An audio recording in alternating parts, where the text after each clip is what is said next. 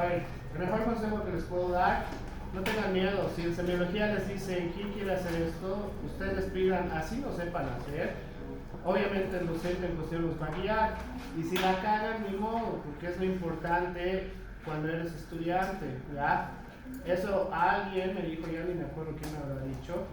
Alguno de mis colegas que estaba más arriba me dio ese consejo, y mi hermana también, que es médico, me dio ese consejo, y tienen toda la razón. ¿Por qué? Porque si no aprovechas tus prácticas hospitalarias, cuando estén en el internado, van a ser como el 90% de los internos, no sabe hacer nada. Y cuando ya estás en el internado, pues tus derechos se han acabado. Entonces ahí pues los van a putear, les van a hacer llorar. El récord que yo vi de una colega, todavía es mi colega y una amiga, buena amiga mía, un mes y medio no paraba de llorar. O sea, los hospitales la trataban tan mal que un mes y medio no paró de llorar. Era increíble. Y alguna vez la vi en un traslado de un paciente hacia su hospital y me saludó y se puso a llorar. O sea, está tan mal, tan triste que... Pero depende de ustedes, por si acaso. O sea, si tienen fortaleza y saben hacer cosas, los van a tratar bien. A mí me trataban excelentemente bien la gran mayoría de mis colegas, porque sabía la teórica y sabía hacer la práctica. Entonces ahí ya me dejaban pacientes bien irresponsables mis colegas. Me dejaban pacientes a mi cargo. Ninguno le pasó nada, todos lo pude resolver de manera adecuada. ¿Por qué? Porque para eso sirve estudiar, por si acaso, ¿ya? Para eso, para que sepan que te pueden tener confianza. Hasta ahora me tienen confianza todos, creo, porque hago bien las cosas, pero eso es a mucho estudio. No es como que me ilumino, así leo un libro y mágicamente ya sé la fisiopatología de ginecobstetricia, que no la sé. Es cuestión de estudiar nomás, depende de ustedes, obviamente.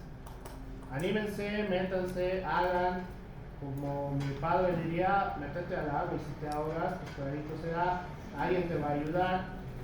Y si no, y tú puedes, pues ya tienes un premio para ti mismo, porque tú lo estás intentando, ¿ya? Depende de ustedes, chicos. Si tienen mucho miedo, no sé qué harán el resto de la carrera, la verdad. Se les va a poner gris la carrera si tienen miedo a hacer cosas, o tienen miedo a mis colegas. No le tengan miedo a ninguno, por si acaso, ¿ya? Solo a mí, porque yo se los puedo pegar. Al resto no les tengan miedo. Tampoco les den pie a muchas cosas, por si acaso, ¿ya? Chicas, sobre todo, en buen sentido. Bueno, paréntesis en esto, porque creo que es un buen consejo ahora que están empezando las prácticas hospitalarias. Varones y mujeres, tengan mucho cuidado con dar un poquito de confianza a quien lo debes, ¿ya? En el hospital todos confunden las cosas, desde los de limpieza hasta el subespecialista, y lo peor son los pacientes, ¿ya? Porque ahí no solamente te puedes meter en un problema, sino que los pacientes no sabes qué tan loquitos pueden estar, ¿ya? Y a mí, yo sin dar pie a nada, había una paciente que me acosaba, sabía hasta dónde vivía y no sé cómo carajos habrá descubierto dónde yo vivía. Entonces a mí me da mucho miedo la gente, por el cual tengan mucho cuidado. Y chicas, esto ya es más para las chicas, pregunten a mis colegas mujeres si desean, tengan mucho cuidado en este rubro de la medicina. La medicina en Latinoamérica es bastante machista todavía, ¿ya? Por el cual hay bastantes colegas, sobre todo los que son estúpidos, y no me da miedo decirlo, los que son más estúpidos van a tratar de insultarles, denigrándolas, en el sentido de, ay, si no sabes esto, entonces conseguí tu marido. Vengan ustedes que son varones, ahí está, escoge tu marido. Entonces, para eso sí, no sirve para nada más. Son cosas que he tenido que escuchar varias veces y como yo era estudiante, pues no es como que yo puedo defenderlas en ese sentido. Cuando ya he sido colega, ahí yo ya me pongo al tiro con mis otros colegas porque a mí no me dicen nada mis otros colegas porque saben que ni académicamente ni en otro sentido me pueden hacer nada. Así que mientras ojalá tengan colegas, mis colegas que sí tienen un poquito de sentido común y respeto hacia todas las personas, ojalá respeten a todos ustedes, ¿ya? Pero el hospital es una jungla diferente, es muy diferente en muchos sentidos. Entonces, queridas damas, cuidado, hay estudiantes de otras universidades que son súper mañosos, hay internos e internas que son súper mañosos que les van a decir yo te voy a enseñar y que no sé qué, y después puede acabar en situaciones muy incómodas. Y mis colegas residentes y todos los demás que ya son médicos son 10 veces peor, por si acaso, ¿ya? Lo único real de anatomía de Grey en relación a la medicina es meterse todos contra todos, por si acaso. Es lo único real que tiene esa serie. La mayoría no tiene un grado de decencia en ese sentido en el hospital. Yo por eso no trabajo en el hospital, porque me imputa la manera en la cual se maneja en el sentido intrapersonal, interpersonal, entre colegas, ¿ya? Todos piensan que eres comida, básicamente, o sea, a mí no me gusta ese tipo de cosas, porque ni siquiera me gusta que me toquen, entonces, ahí, ustedes, no sé si ustedes tendrán, ¿cómo se dice? Promiscuidad. No en este sentido. No sé si tendrán algo que no suene tan feo.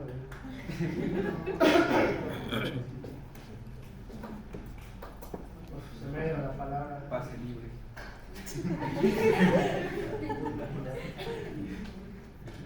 Nunca les han dado cursos de buenos modales, ¿no? Para todo lo que puedes decir siempre hay palabras dentro del diccionario léxico español como tal, sin que suene tan feo. Si tienen, no sé, ciertos criterios que ustedes manejan en el tema interpersonal medio desviados y acceden a lo que venga, entonces tengan cuidado, ¿ya? No saben con qué loco o loca de mierda se van a enfrentar en la vida. Y después los únicos que van a pagar los platos rotos son ustedes. Ya, o sea, ahí tengan mucho cuidado. Y les voy a decir lo que mi hermana les dijo a mis colegas justo en la fiesta de fin de universidad. Mi hermana habló con todos nosotros en el sentido interpersonal. En el hospital, literalmente, así tú sientas que, no sé, en una escala del 1 al 10, físicamente tú te sientes un 1, va a haber varias personas que igual de todas maneras van a ir tras de tus huesitos. Entonces, tienes que tener cuidado, ya tienes que tener cuidado, porque hay muchos locos en el hospital que son mis colegas de paso. Entonces, realmente tengan cuidado, ya no se metan en problemas. Me hacen problemas en el hospital, me hacen problemas bien jodidos, pues son bien locos. Por eso yo no trabajo en el hospital y no creo que vuelva, a menos que quiera estar en modo psiquiátrico, cosa que no quiero problemas. Bien por mis colegas que trabajan en el hospital, los admiro mucho porque son la primera línea, pero en el sentido interpersonal deja mucho que desear para mí, ¿ya? Deja mucho que desear en el sentido interpersonal. Cada quien hace lo que quiere, pero yo espero que ustedes no sufran ningún tipo de acoso, ¿ya? Y si sí, por favor, díganos, no solamente a mí, sino a la doctora Tapia también, si está relacionado con el hospital, ¿ya? Por favor, porque yo sí no comparto ese tipo de cosas. Tengo 4 hermanas, entonces alguna vez que ha sucedido, tenían la nariz chueca después de esos imbéciles. En el caso de ustedes no voy a hacer eso, obviamente, pero sí voy a, de alguna manera, pues un castigo desde la universidad, ¿ya? Por favor, ojalá no suceda nada, sería feo que pase eso. ¿Algo más? ¿Nada? Muy bien. Pues salir. Bueno, no tengo mucho tiempo, estamos hasta mediodía, ¿no? Oh, Descanso. Ya han tenido descanso, ¿no?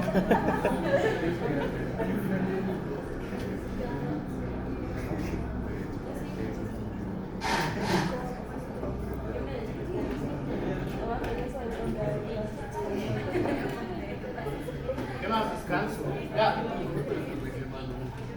Entonces, la inflamación. La inflamación puede surgir a partir de muchas situaciones.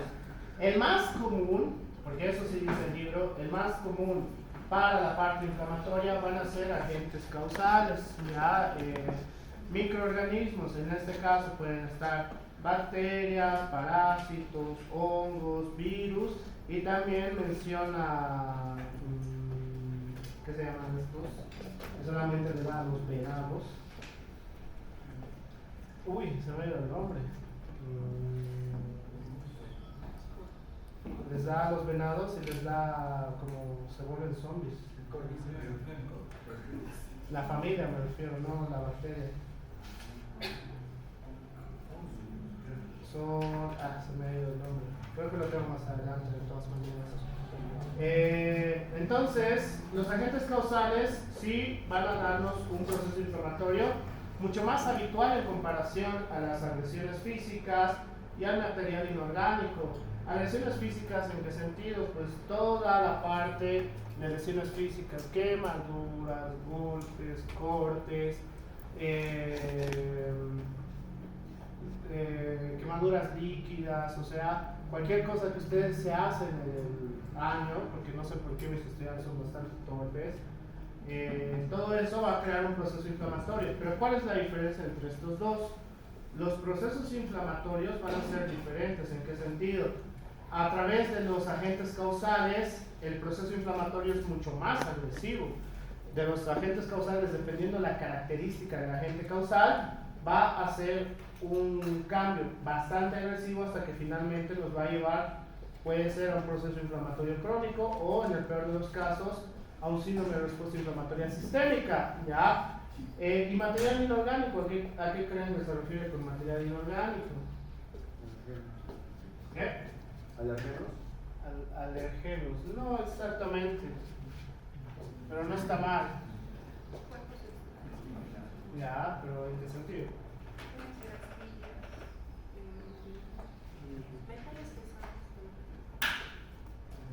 O sea, no es tan común metales pesados, también que se hace dinero.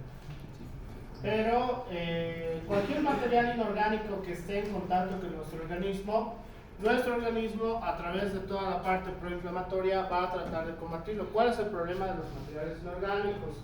Si no lo retiramos del organismo, en el 90% de los casos no lo va a poder eliminar. Entonces eso dice que vas a estar con un proceso inflamatorio crónico, ¿ya? ¿Y qué sí sucede en el rubro de medicina?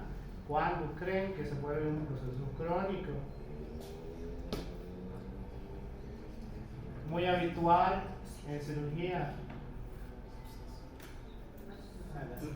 Bien, que se olviden material inorgánico dentro del paciente. Es muy habitual ese tipo de cosas, a menos que tengas una gran licenciada de técnica quirúrgica, porque ellas no van a cerrar, no van a permitir que cierres al paciente hasta que se aparezca esa gasa, ¿ya? De verdad nos han tenido casi una hora hasta que apareció la gasa debajo del pie de mi compañero. Entonces no tuvimos que, bueno, estaba castigado mi compañero. Por el cual, el problema del material inorgánico es que nuestro organismo no lo va a poder combatir, ¿ya? Así sea una astilla, va a seguir el proceso inflamatorio hasta que retiremos la astilla, ¿ya? Esas son las tres diferencias que tenemos que tener en cuenta en este sentido. Pero a grandes rasgos en fisiopatología, el daño tisular es la primera herramienta o la primera consecuencia que vamos a tener a través de cualquiera de estos tres agentes, en la cual el daño tisular nos va a llevar a un proceso de retroalimentación. Dependiendo de la característica de cualquiera de estas, puede ser retroalimentación negativa o puede ser retroalimentación positiva, en la cual vamos a causar mayor citoquinas proinflamatorias, es decir, el proceso inflamatorio se va a agravar, ¿ya? Por el cual, a través de la liberación de citoquinas proinflamatorias, vamos a tener el estímulo de formación y liberación de plaquetas, de células endoteliales, y a partir de este proceso, de estos tres, vamos a tener el estímulo para los neutrófilos, por el cual a partir de esto vamos a tener que darnos una pregunta, que es: ¿el material extraño ha sido eliminado? Si es sí, hay una resolución que va a haber una reparación tisular del daño tisular inicialmente dado, pero si no, pues la inflamación se va a volver crónica y se va a volver granulomatosa, ¿ya? En la mayoría de los casos, por el cual en el caso de agresión física y material inorgánico, sí podemos llegar a un proceso de inflamación crónica, mientras que en el caso de agentes causales o microorganismos, va a ser muy complicado que lleguemos a una inflamación crónica, a menos que, por ejemplo, en la gastritis, ahí sí podemos llegar a un proceso de inflamación crónica, porque lastimosamente la gran mayoría de pacientes que tienen gastritis optan por medicina alternativa antes de iniciar el tratamiento. Ya les había dicho cuál es el tratamiento para gastritis. Depende de qué gastritis. Bien, depende de qué sea. Entonces, como no es una sola respuesta, tenemos que determinar qué es lo mejor para ese paciente. Si es infeccioso, entonces en ese caso puede ser un poquito más fácil la recuperación. Pero, claro, recién está llamando fármaco.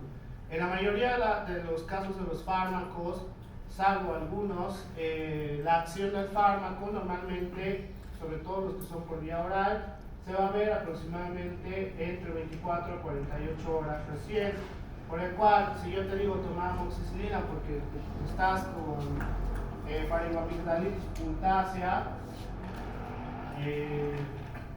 el primer día no va a hacer grandes cambios, ¿ya? ¿Por qué? Porque la acción del fármaco, la farmacodinamia y la farmacocinética del fármaco actúa recién a partir de este periodo de tiempo, por el cual la inflamación persiste, ¿ya? Pero recién a partir de los cambios que tengamos por el uso de los fármacos, recién vamos a entrar a una resolución, ¿ya?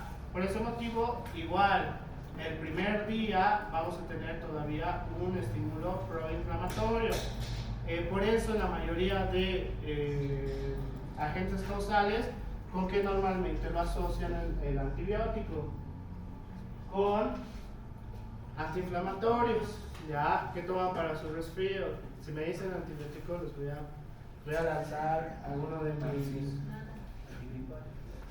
La mayoría de antigripales pues tiene antiinflamatorios, ¿ya? ¿Por qué? Porque por el agente causal lo que sí estamos seguros es que hay un proceso proinflamatorio, en la cual el proceso proinflamatorio está creando la gran mayoría de signos de sintomatología y por eso te dan antiinflamatorios. Es fácil de deducir, pero que no sé por qué mis colegas no lo deducen y dicen: está un día de resfrío, le daré penicilina. Entonces no funciona de esta manera, ¿ya? No hagan este tipo de cosas.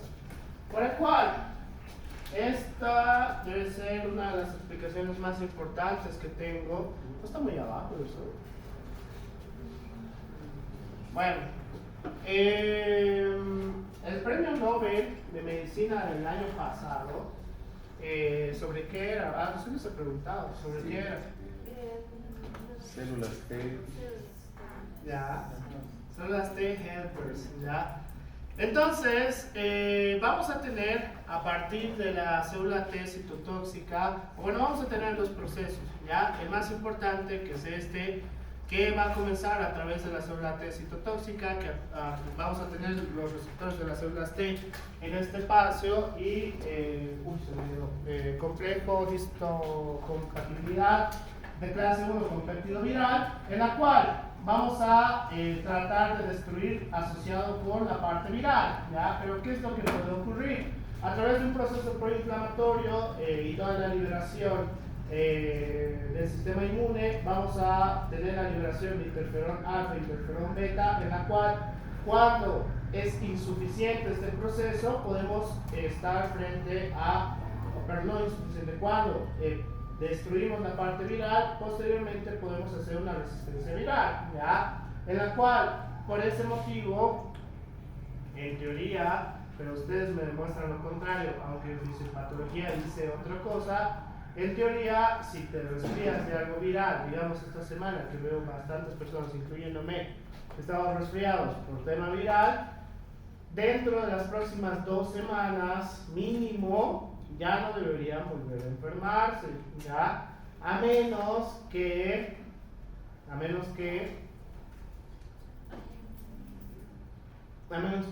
tengo una enfermedad autoinmune. Hay una situación en la que el sistema inmune se vea deprimido y ustedes no deberían.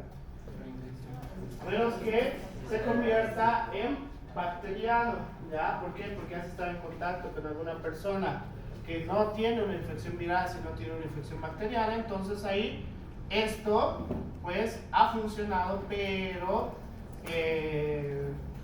no ha sido tan efectivo. Y acá está una de las grandes explicaciones que tenemos, pero es de hace bastante tiempo. Las células T helper tipo 1 van a ser muy importantes para estos procesos. ¿Por qué? Porque vamos a tener la activación de la célula T helper hacia 2 vías, en la cual podemos hacer la resistencia viral o podemos hacer la destrucción del agente viral a través de la activación del interferón gamma y el interferón alfa 2, ya en la cual con el complejo de histocompatibilidad tipo 2 vamos a activar al macrófago y finalmente vamos a proceder a la destrucción. El premio Nobel de Medicina tiene 25 años de investigación, si no me equivoco. ¿Y por qué recién el año pasado les han dado el premio Nobel? Porque faltaban muchas directrices en las cuales esta explicación las han dado hace bastantes años. Y los otros colegas que hacen estos libros o que son investigadores, evidentemente sí estaban de acuerdo con todo lo que ellos comentaban. Solo que hasta el año pasado podían ver que no solamente van a ayudar en este proceso, sino que las células T helpers van a tener otras subunidades en las cuales van a ayudarnos a combatir de distinta manera hacia los procesos infecciosos como tal, en la cual las células T helper tipo 2 van a tener la característica de activación a las CD4, ¿ya? ¿En qué sentido? En unión o estímulo a través de las células B, gracias a las interleucinas 4, 5 y 6, vamos a tener la característica de empezar la parte de antígeno-anticuerpo, ¿ya? En la cual, a través de la reacción antígeno-anticuerpo, pues vamos a comenzar otro tipo de reacción frente a un agente causal, que en este caso principalmente va a estar relacionado a través de bacterias, ¿ya? Ya no en el aspecto viral, sino que ahora a través de las bacterias, en las cuales las células T helpers, a través de los complejos de histocompatibilidad también, van a hacer que las células dendríticas van a comenzar el proceso de destrucción de ciertos agentes causales, principalmente relacionados con bacterias. Entonces, eso significa que nuestro organismo también tiene la capacidad de poder combatir a la gran mayoría de bacterias, salvo que... aquellas que no tienen un reactivo. ¿Cómo? ¿A qué te refieres con reactivo? Para que una neurotoxina sea una neurotoxina necesita un reactivo y no me acuerdo una palabra más era. El reactivo es el que hace que los mastocitos y las células plaquetarias puedan reconocer en un futuro. La mayoría de bacterias tienen reactivos. Bueno, sería en un caso que no tenga un reactivo. Tal vez sea eso. No sé. No sé solo. Muy específico de lo que estás hablando. Algo más común hoy por hoy y que en 20 años va a ser 10 veces peor para ustedes. La resistencia. Bacterias resistentes, ¿ya? Las bacterias resistentes van a poder tolerar todo este proceso, ¿ya? Entonces, nuestro organismo está sobrepasado en su capacidad y por el cual a este tipo de agentes causales sí tenemos que utilizar antibióticos, ¿ya? No, eso no les han explicado todavía, pero ¿cuánto tiempo deberías esperar antes de utilizar antibióticos? Principalmente con aspectos respiratorios, que es donde peor hacen mis colegas.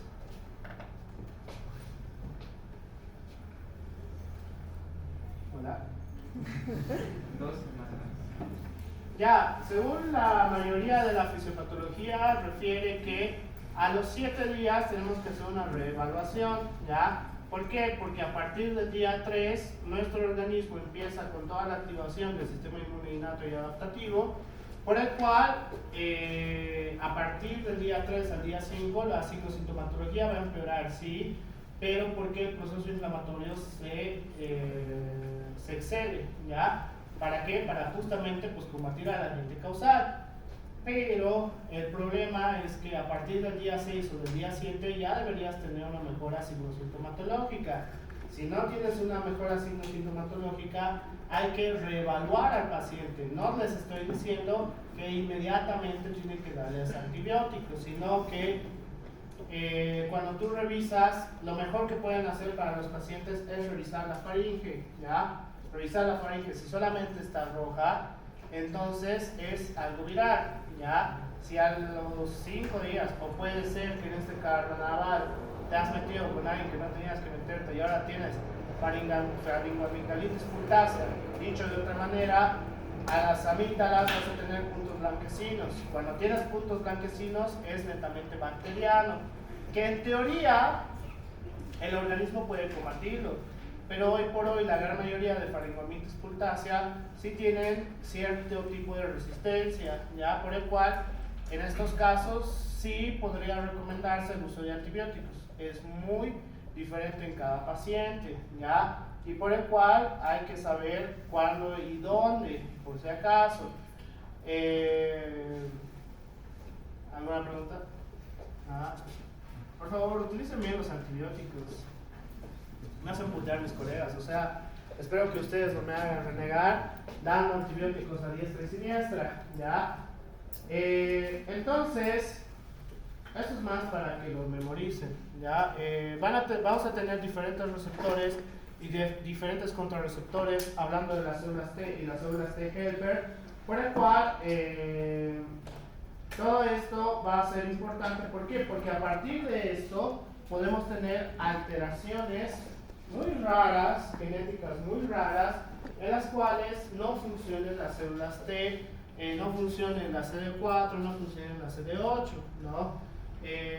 Más que todo relacionado con su receptor o con su contrarreceptor, ¿ya? Más que todo es para eso este cuadro, porque algo de esto voy a hablar un poquito más adelante. Entonces, ¿qué es esto?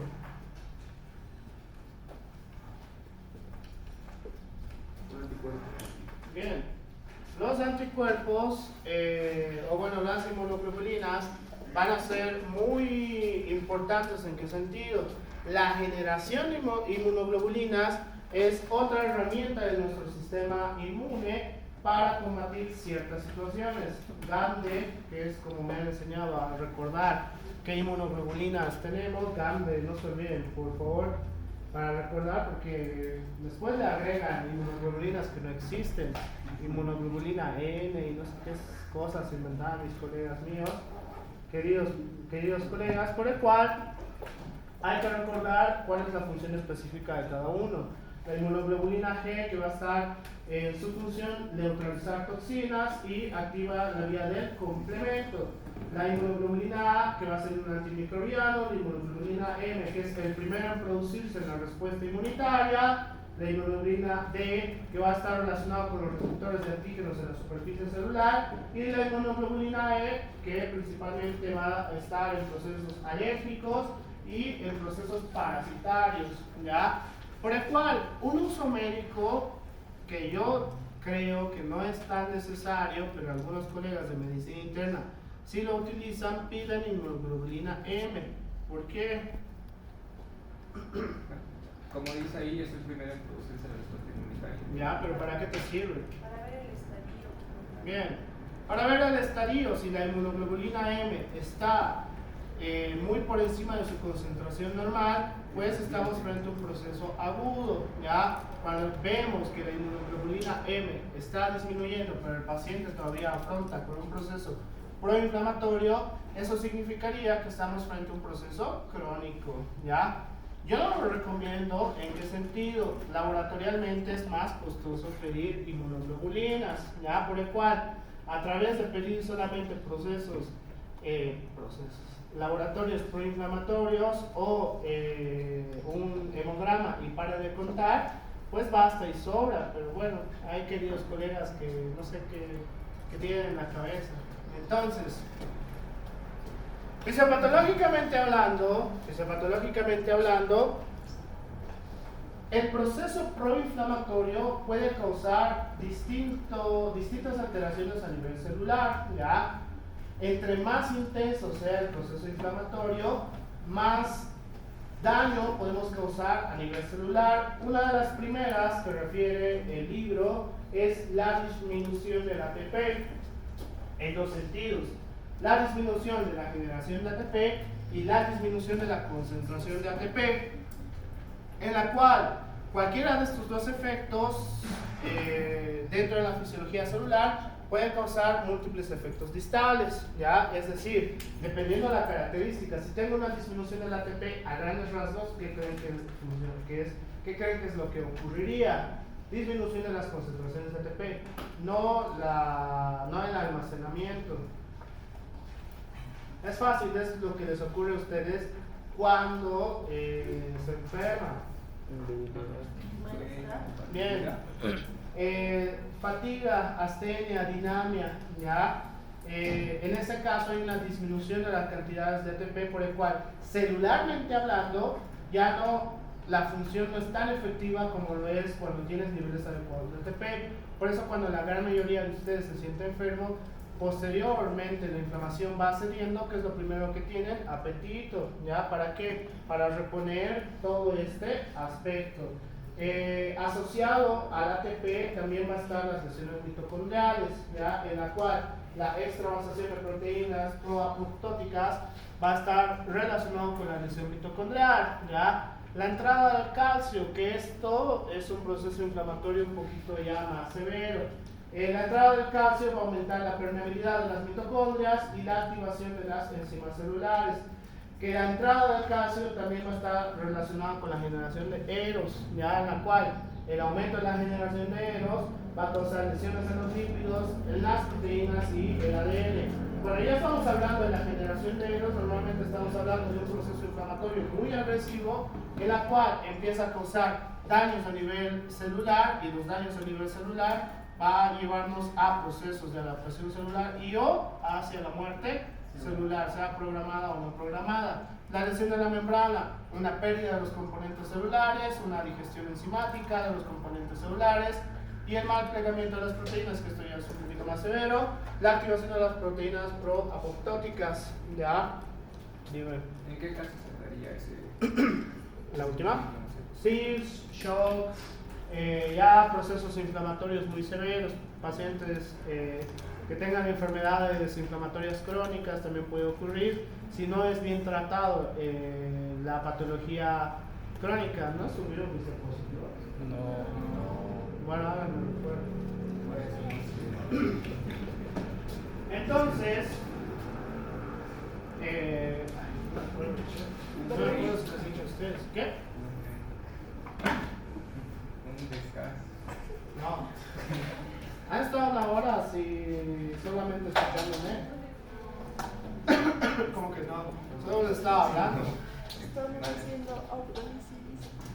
Además, estadísticamente, según la fisiología, ustedes deberían ser más, ¿cuál es la palabra? Más funcionales en primeras horas de la mañana, a menos que tengan trastornos del sueño o demasiada cantidad de estrés, por el cual no tiene por qué estresarse, número uno. Número dos, ¿por qué tienen trastornos del sueño? O sea, ¿qué se impide dormir? ¿Qué sé yo? A menos que sus papás les digan trabajar en la noche o algo por el estilo.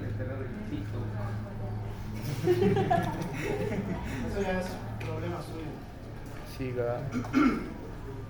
Dentro de dos pilares de la fisiología celular, a través del premio Nobel, a través del premio Nobel del 2020, si no me equivoco, no estoy seguro, 2020-2021 hay muchos premios Nobel que me encantan, pero uno de estos dos es muy bueno, ¿por qué? Porque está relacionado con fisiología celular, en la cual ya lo sabíamos hace un buen tiempo, pero gracias a la investigación de estos tres queridos doctores, ahora podemos saber que los pilares para la fisiología celular son el ATP y la oxigenación, ¿ya? Fisiopatológicamente hablando, la disminución de la cantidad de oxigenación relacionado con la saturación de oxígeno, pues sí va a afectar a la célula como tal. ¿Cuál es el problema? Que el oxígeno disminuya, pues que como son pilares uno con el otro, también va a disminuir la cantidad de ATP, ¿ya? Entonces, entre estos dos podemos empezar a crear un problema serio, que va a ser la formación de EROS, una peroxidación de los lípidos, una disminución del reciclado y la síntesis de fosfolípidos a través de la disminución de oxígeno y de ATP, y como empezamos a crear la generación de EROS, la disminución de oxígeno y la disminución de ATP, aumentamos el calcio intracelular, ¿ya? O citocílico.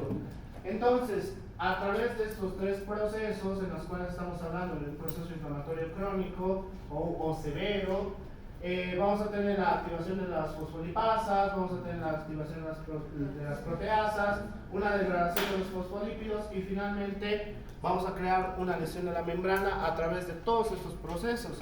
Creamos una lesión de la membrana y ese paciente va a tener un proceso inflamatorio severo y una disfunción celular, ¿ya? Por el cual todos los pacientes que tengan CIRS o shock tenemos que tratarlos de una manera severa, ¿ya? No puede irnos no se nos puede ir un paciente con CIRS, no se nos puede ir un paciente con shock. ¿Por qué? Porque en este caso significa que nuestra capacidad ha sido sobrepasada, ¿ya?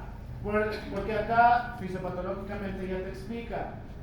El simple hecho de disminuir el oxígeno y disminuir el ATP ya nos puede llevar a mayor cantidad de problemas, y si llegamos a esos problemas estamos totalmente jodidos, porque regresar al paciente a una homeostasis a partir de este proceso va a ser muy complicado, ya va a ser muy complicado. Por eso la mayoría de pacientes que sufren por CIRS, shock y demás tienen ciertas secuelas en ciertas funciones fisiológicas.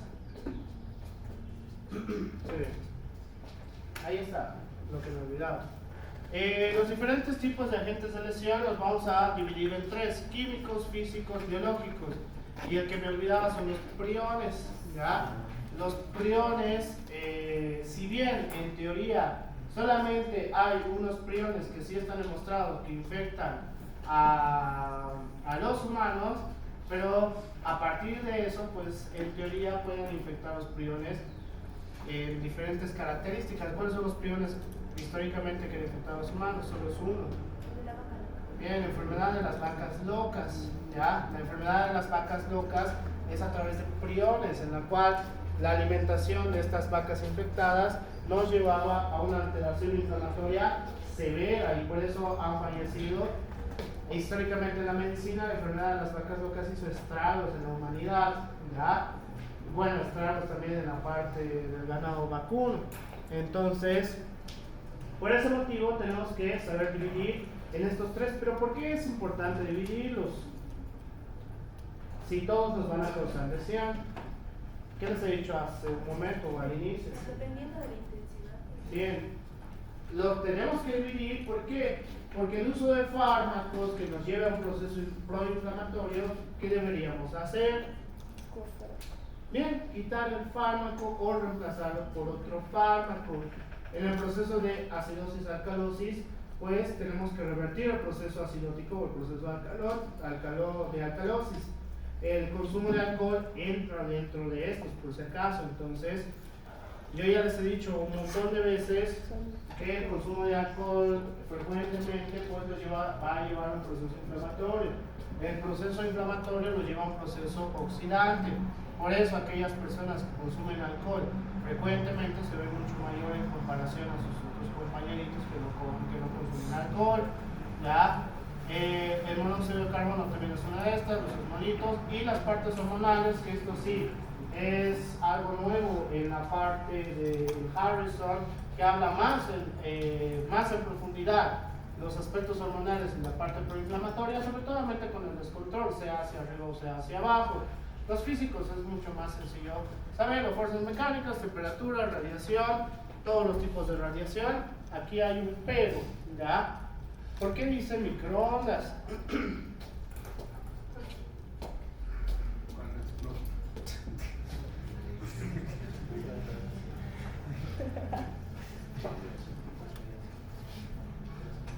Porque aquí en las nuevas ediciones están microondas, pero se agrega otras cosas con las cuales vivimos hoy por hoy. La gran mayoría de aparatos electrónicos técnicamente sí tiene un nivel de radiación, ¿ya? Tienen un tipo de radiación. En teoría, el microondas tiene mayor radiación, no como los microondas de antes, pero tiene mayor radiación. Pero ¿cuál es la diferencia? A diferencia de mi celular o mi laptop. ¿Por qué estaba directamente los alimentos? No es la respuesta correcta, pero buena lógica. En microondas, no sé cómo harán las cosas en su casa. Yo, bueno, mi madre me había enseñado a desconectar el microondas por el uso excesivo que puede tener, o si se da un corte y después me va a quemar el microondas, a mí me iban a achacar todo el problema. Entonces, el problema es que el microondas no lo van a utilizar todo el tiempo, ¿verdad? Muy diferente a todos los aparatos que sí utilizamos todo el tiempo, que en teoría sí emiten cierto tipo de radiación, pero para tener una radiación que realmente te cree problemas celulares, proinflamatorios en este aspecto, hoy por hoy cada vez es menor. ¿Ya? ¿Por qué? Porque gracias a los mecanismos en pro de la salud, principalmente Europa, no tanto los gringos, principalmente Europa, pues han hecho que esta radiación cada vez sea menor en todos los aparatos electrónicos que tenemos, ¿ya? Pero se recomienda que cada cierto tiempo tengamos un pequeño descanso de todos estos aparatos, ¿ya? Que bueno, en este lado del Mississippi es mucho más sencillo, no tanto hacia otros países más desarrollados, porque ustedes pueden irse a un pueblo recóndito y solamente iban a tener un celular y nada más. No sé, ni siquiera son pueblos según yo, no sé, según mi mente son pueblos porque tienen toda la característica de pueblos, pero no son pueblos recónditos. Coroico y esos lados, pues ahí tienes un descanso de todo esto, ¿verdad? Les he dicho, no les he explicado de su viaje. Su viaje es ida y vuelta, por si acaso. Agradezcan al anterior semestre. Van a llamar a la vuelta. Contexto. Por portarse mal. De ahora en adelante, este semestre no hacen el viaje, por si acaso, lo hacen los próximos meses. Pero todos los viajes de aquí en adelante van a ser ida y vuelta y van a ser en lugares un poquito más cercanos, por obvias razones, ¿no? A lo que nosotros fuimos, Desaguadero. que era...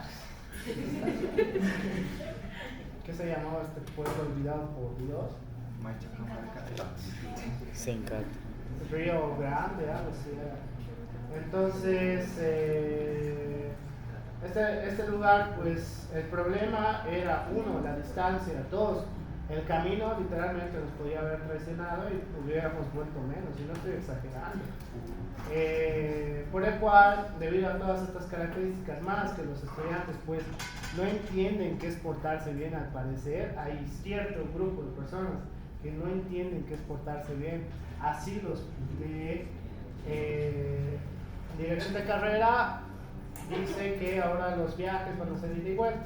vamos a las 6 de la mañana y ya estamos 8 de la noche aquí, un viernes. No, Y los vamos a hacer trabajar como burros. Ya no es un día completo. Ah, no. Y el break. no. No voy a llegar a la 4 a la medianoche. Están locos. Reportado el Airbnb. Nos quedamos. Donde estábamos, tuvieron que dormir en un colegio. Fin de semana. Rico. Una fogatita y ya está. Créanme que no fue como ustedes piensan. Una vaca.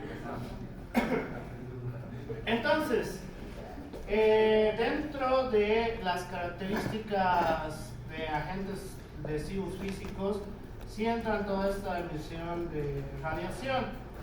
Pero aquí hay una que no está por obvias razones, pero que ustedes sí lo van a afrontar, sobre todo cuando sean internos, que va a ser los rayos X, ¿ya? Yo igual utilizo a los internos para que ellos son jóvenes desde que pueden aguantar rayos X. A veces, sobre todo para cirugías de traumatología, tiene que estar en una posición, el brazo, la pierna, la cadera o lo que sea, por el cual nosotros que ya somos colegas no podemos sufrir,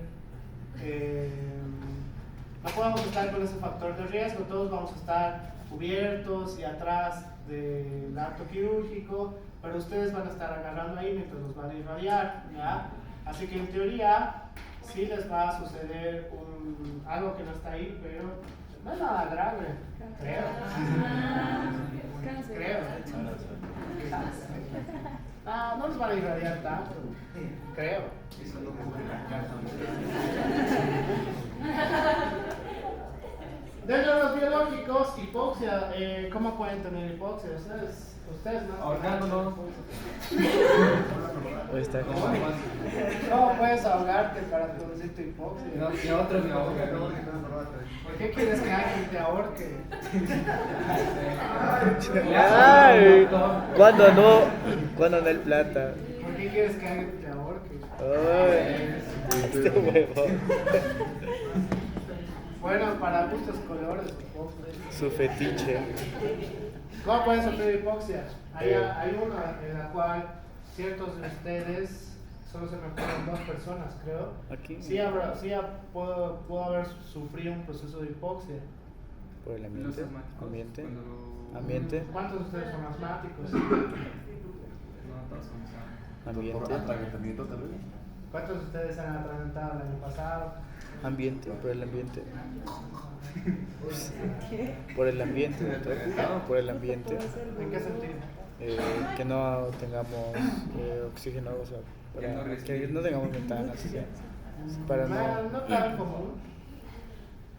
que no haya ventana. La altura, ¿ya? En aquellas personas que no son de sitios de altura, pues sí pueden producirse ciertos momentos de hipoxia, por el cual están sufriendo un proceso proinflamatorio, ¿ya? En ese caso, pues ir y venir de un sitio a nivel del mar a un sitio tan alto como es La Paz, porque estamos hablando de muy alta altitud, entonces en ese caso, pues sí pueden sufrir procesos inflamatorios a partir de la hipoxia, hipoglucemia. ¿Cómo ustedes sufren hipoglucemia? Ayuno forzoso. Sí. Ustedes se pueden levantar 5 de la mañana y vienen a mi clase desayunados, pero ustedes No. duermen a las 2 de la mañana o se Siete. quieren levantar a 7:15. las 7:30. Alteración de la osmolaridad, hormonas, infecciones, todos los que ya he mencionado, etc. Todos estos procesos nos van a llevar a la lesión como tal, una disminución de ATP, la lesión mitocondrial, entrada de calcio citocílico, aumento de formación de negros, lesión de la membrana y lesión de ADN en el último, pero todos estos nos pueden llevar a estos procesos. En teoría, la radiación que les van a causar en el internado, lo máximo que les va a causar, según yo, es disminución del ATP y lesión mitocondrial en el peor de los casos, pero no creo. Doctor, ¿y Dime. las anomalías genéticas en qué entraría? Porque en el ¿En Robbins, qué sentido? es que no me acuerdo, pero en el Robbins menciona que la lesión celular por anomalías genéticas hay alteraciones en el ADN. Ya, pero esos son más extraños. Pero Son hay. situaciones, sí. Ay, Les voy a decir lo que algún colega mío me dijo. La gran mayoría de patologías que su mente retorcida puede imaginarse, en teoría sí existe, ¿ya? En teoría sí existe. En algún momento de la historia de la medicina probablemente haya ocurrido. Solamente que hay patologías más comunes y otras no tanto, ¿ya? Dentro de las características de la señalización por las moléculas segregadas hasta la unión a la membrana plasmática, pues esos procesos van a ser importantes en relación con los procesos de inflamación o alteraciones del sistema inmune, o bueno, que una función del sistema inmune como tal, ¿ya? ¿En qué sentido? En la cual, este es otro premio Nobel, pero no me acuerdo, este sí no me acuerdo de qué año será. La investigación a través de las células madre era uno de los procesos de investigación más importantes que tuvimos y que hoy por hoy ha sido truncado a partir del año 2016 y ya ha pasado 10 años y seguimos en este proceso de que no se puede investigar debido a características éticas, que bueno, la ética de la investigación es muy diferente a otro tipo de ética. ¿De dónde podemos obtener células madre? Técnicamente son de dos. Seméulo. Placenta y fetos. ¿Ya? Fetos. El problema de las placentas es que una vez sufre la expulsión, tiene contaminación, entonces ya técnicamente las células madre no están presentes, por el cual el proceso de pérdida del producto en un periodo de formación hasta el feto es una de las mejores herramientas, por el cual la investigación de células madre a través de los fetos sí se ha detenido. Hoy por hoy se está haciendo investigación de células madre, pero a través de un proceso de investigación con células madre base, que es un proceso más largo todavía. Entonces sí hay mejoras y hay mucho, y está los trabajos que ya se han hecho, por ejemplo, adaptación, no es adaptación la palabra correcta, es alteración, no sé cuál de los dos es peor. Se puede obtener órganos compatibles para nosotros a través de animales, y es a través de este trabajo de investigación que hemos podido descubrir todo este proceso, que tenemos que agradecer gracias a todos esos pobres futuros humanos que hubieran nacido y por algún motivo no sucedió. Hay que agradecer a todas esas, bueno, es que no creo en almas, pero supongo que voy a usar el término que usa el Harrison, a todas esas futuras almas que estuvieron al pie del proceso de investigación. Pues agradecer todo este proceso, gracias a ellos pudimos descubrir muchas cosas. Si bien se ha truncado este proceso de investigación, que creo que no debería haberse truncado, pues sabemos que podemos obtener diferentes tejidos a partir de este proceso, ¿ya? Por el cual, ahora, lo último que sucedió en esto fue el corazón de cerdo. El corazón de cerdo genéticamente modificado, esa es la palabra, genéticamente modificado, en este paciente que era eso o nada, literalmente, le duró en un proceso de 2 meses y medio. Un corazón genéticamente modificado que nunca se ha hecho, ha tenido una gran perspectiva de vida. ¿Por qué? Porque los primeros indicios suponían que solamente iba a durar 2 semanas, pero el organismo se ha adaptado y la modificación de los genes del cerdo ha sido tal que sí ha podido durar hasta 2 meses y medio, que era ya mucho más de la vida que ese pobre paciente iba a tener, porque creo que le quedaba como 5 días, por el cual el paciente también ha optado a este proceso experimental, porque era eso o nada. Ojalá un buen consejo que les puedo dar para todos ustedes: por favor, separen la medicina de sus temas personales, ¿ya? Pueden ser muy religiosos y respeto a todas las religiones, a pesar de que no crean absolutamente nada. Siempre es bueno respetar, pero la medicina no puede truncarse por ciertos criterios personales. Si ustedes son, ¿cuáles son los que no aceptan transfusiones? Los testigos de Jehová. Si ustedes son testigos de Jehová, tienen que separar sus creencias de la parte de la medicina, porque por medicina saben que para un shock hipovolémico debido a pérdida sanguínea es lo mejor que se puede hacer, y si no quieren hacerlo, pues saben que es lo siguiente que hay que hacer: comprar un féretro y ya. Entonces, los distintos factores estresantes hacia la célula va a ser un aumento del metabolismo, por el cual el aumento del metabolismo está relacionado con una disminución de la generación de ATP, porque es complicado reemplazar todo este ATP que tenemos. Aumenta la demanda por el mismo factor estresante. La señalización celular nos va a llevar a que tengamos el receptor con las células diana, por el cual el proceso inflamatorio nos va a llevar a una respuesta que puede ser una respuesta reversible o una respuesta irreversible, en la cual la respuesta irreversible nos va a llevar a la muerte celular como tal. La respuesta reversible nos va a llevar a una adaptación celular que puede ser hiperplasia, metaplasia, hipertrofia, dependiendo de la característica del factor estresante. Ya habíamos hablado de la adaptación celular, entonces todo lo que en un inicio les había comentado, pues ahora está acá. Tenemos que saber cómo funciona fisiopatológicamente hablando. Las principales causas de la lesión pues van a ser agentes físicos, agentes químicos, metales, agentes biológicos, privación de oxígeno, como a algunos les gusta que les ahorquen, pues no se hagan ahorcar, agentes infecciosos, reacciones inmunitarias, como su compañero decía, alteraciones genéticas también forma parte de este grupo, pero sí es un poquito más raro, y algo que en teoría ustedes van a tener, alteraciones nutricionales, que es una de las últimas que sí lo mencionan ya en los libros, antes no tan mencionado. ¿Alguna pregunta? ¿Alguien dijo Doc, creo? ¿Nadie? Oh, bueno, yo estoy loco, supongo. Como pueden ver, y tal cual les dice Robbins, pues para no tener cáncer, literalmente pues no tienen que nacer, pero en algún momento ustedes en su vida van a sufrir el proceso de una lesión celular por cualquiera de estas situaciones. ¿Ya? ¿Qué es lo que podemos hacer nosotros para que la lesión celular no sea tan severa? Qué gran pregunta. Estilo de vida. Bien, los estilos de vida, por esto en este aspecto es súper importante.